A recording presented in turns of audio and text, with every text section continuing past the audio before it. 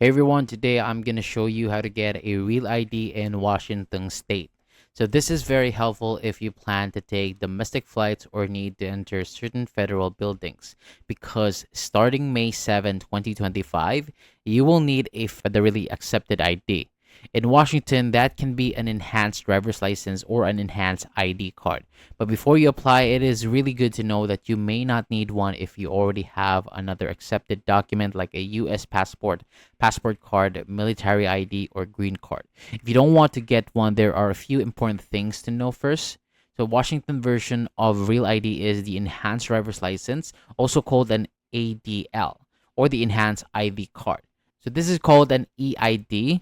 These cards confirm your identity and US citizenship, and they also come with added security features. They can also be used instead of a passport when coming back into the United States by land or sea from Canada, Mexico, Bermuda, or the Caribbean. So to qualify, you must be a US citizen. You'll also need to prepare a few documents before applying. So these includes your social security number, proof of citizenship, proof of identity, and proof that you live in Washington state.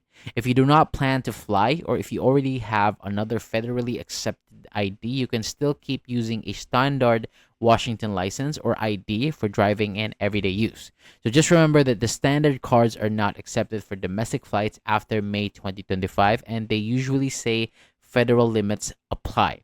So one thing to remember here is that Washington's enhanced IDs look a little different from real IDs in other states. So instead of a star, they have a US flag on the front. Even without the star, they are still accepted for domestic air travel, but they cannot be used for international or air travel. So you will still need a passport for that. So that is all for today. Thank you so much for watching. For more videos like this, hit the subscribe button below.